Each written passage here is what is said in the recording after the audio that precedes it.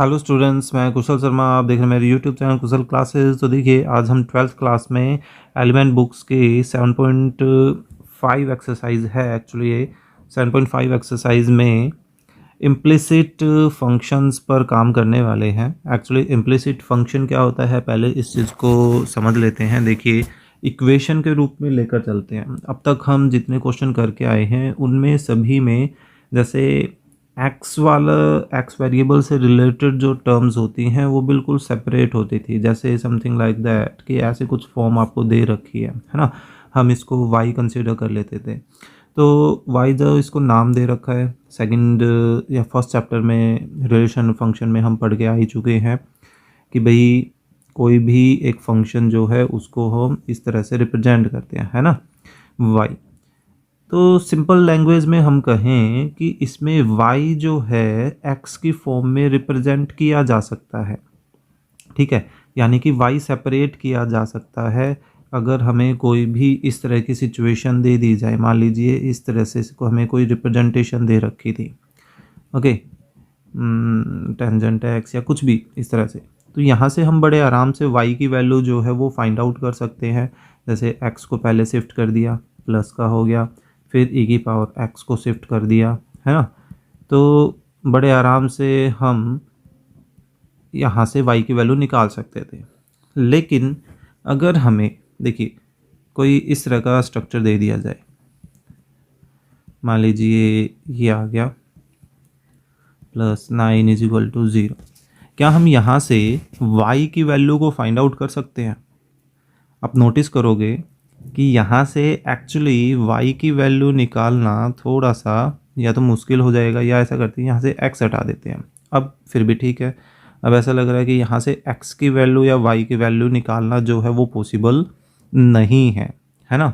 तो इस तरह का जो ये फंक्शन होता है जिसमें से y डिपेंडेंट वेरिएबल को सेपरेट नहीं किया जा सकता है, ठीक है, इस तरह के फंक्शन को बोला जाता है इम्प्लिसिट फंक्शन।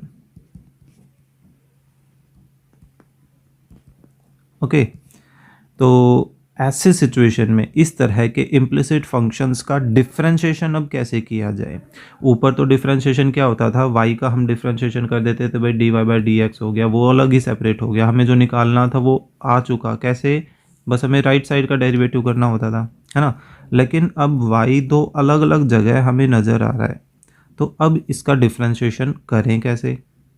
तो सिंपल सा तरीका है, देखिए हम इसी क्वेश्चन को लेकर चलते हैं।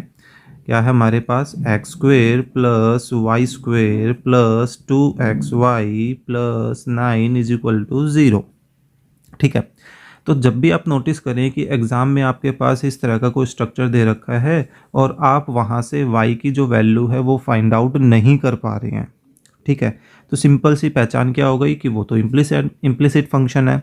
तो अब उस इम्प्लिसिट फंक्शन का डिफरेंशिएशन कैसे किया जाए, तो आपको क्या करना है, जो जहाँ है उसका वहीं डेरिवेटिव कर दो। आपको और ज़्यादा, जैसे x² y² 2xy 9, इनका हम उन्हीं की जगह पर डेरिवेटिव करने वाले हैं।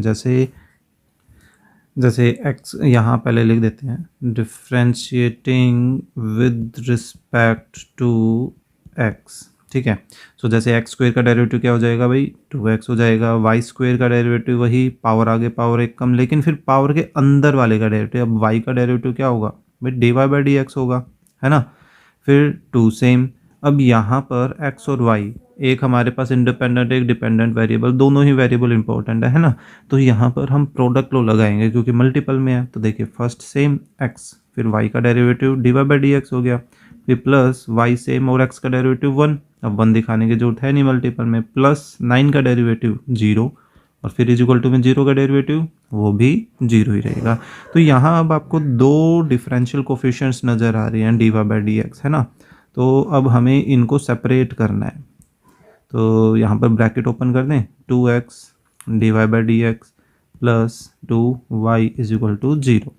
देखिए आई होप इतना तो समझ में आ गया होगा, है ना। तो लाइक तो कर ही सकते हैं आप। तो देखिए हम सिंपली क्या करने वाले हैं, dy/dx वाली जो टर्म्स हैं उनको एक तरफ रखेंगे और बाकी जो बच गए उनको दूसरी तरफ शिफ्ट कर देते हैं। तो देखिए 2x भी लेफ्ट में से राइट में चला गया और 2y भी लेफ्ट से राइट में चला गया, तो अपोजिट साइन के हो गए। अब इन दोनों में से हम क्या कर लेते हैं भाई, dy/dx को कॉमन ले लेते हैं। ठीक है, dy/dx को कॉमन ले लिया तो यहाँ से हमारे पास बचा क्या, यहाँ से 2y और यहाँ से 2x बचता है। और इन दोनों में से ऐसा करते हैं कि भाई माइनस कॉमन ले लेते हैं, तो 2x + 2y बच जाएगा, राइट।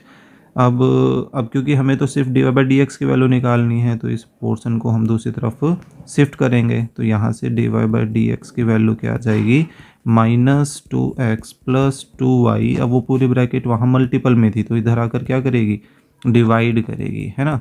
और बाई चांस ये और ये दोनों ही बिल्कुल सेम थे, दैट मीन्स कि dy/dx का रिजल्ट कितना आ रहा है भाई, -1 के इक्वल आ रहा है। ये कैसा भी आ सकता है, वो तो डिपेंड कर रहा था। बाई चांस यहाँ पे कट गए तो ठीक है, नहीं कटते तो हम एज इट इज़ छोड़ देते उसको, ठीक है।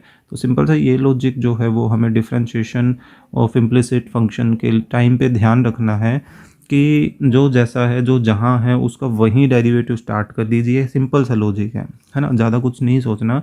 फिर dy/dx वाले टर्म्स एक तरफ रख ली और बाकी सारी टर्म्स जो हैं वो दूसरी तरफ शिफ्ट कर दी प्लस माइनस में।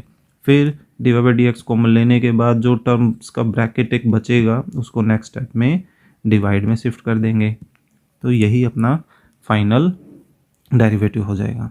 सो आई होप आपको जो क्वेश्चन है या जो लॉजिक है ये समझ आया होगा। सो इसी के अकॉर्डिंगली हम कंप्लीट एक्सरसाइज जो है उसको करने वाले हैं। So please click the like button and share the video with your classmate. अगर आप चैनल पर नए हैं तो please subscribe the channel. Thank you.